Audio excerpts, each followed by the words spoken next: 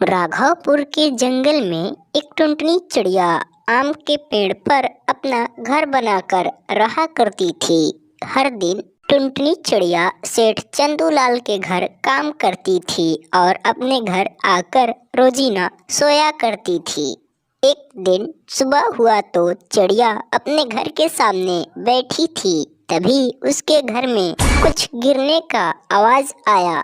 चिड़िया कहती है कि चलो देखा जाए। जाती है अपने घर में तो देखती है कि एक सोने का सिक्का गिरा पड़ा था। चिड़िया उसको लेकर बोलती है कि अरे यह सोने का सिक्का कहाँ से आया, वो भी मेरे घर में। हे भगवान, कोई गलत काम तो नहीं हुआ। यह बात सोचकर अगले दिन चिड़िया बगल के जंगल में गई रानू चिड़िया के घर। रानू चिड़िया बहुत ज्यादा होशियार और दिमागी थी। उस जंगल के सभी पक्षी रानू चिड़िया से ही राय लिया करते थे। टुनटुनी चिड़िया भी गई और बोलती है कि बहन जरा इस सिक्के को देखो तो यह कहाँ से आया है। रानू चिड़िया फटाक से उस सिक्के को ली और अंदर गई अपने घर में। कुछ देर बाद आई तो बोली कि यह सिक्का तो जादुई सिक्का है। यह सिक्का तुमको कहाँ मिला?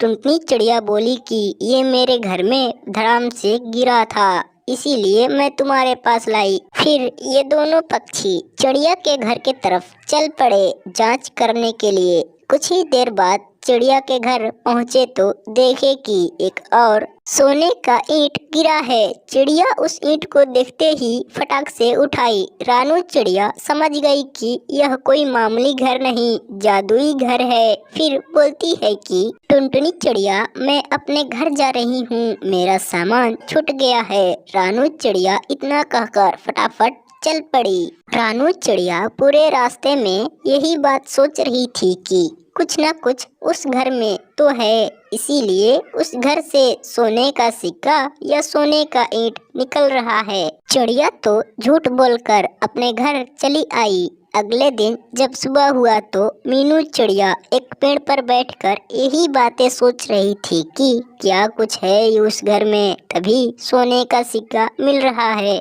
हर समय चिड़िया उसी बात में रहा करती थी। कहती है कि चलती हूँ अब टुनटुनी चिड़िया के पास। गई तो कुछ समय लग गए, शाम होने लगा। चिड़िया के पास गई तो बोलती है कि बहन मुझको आज रात यहीं पर रह जाने दो, बाहर अंधेरा हो चुका है। टुनटुनी चिड़िया कहती है कि अरे बहन डरती क्यों हो, मैं कुछ तो कह भी नहीं रही हूँ। अगले दिन जब सुबह हुआ तो टुनटुनी चिड़िया भोजन पकाने लगी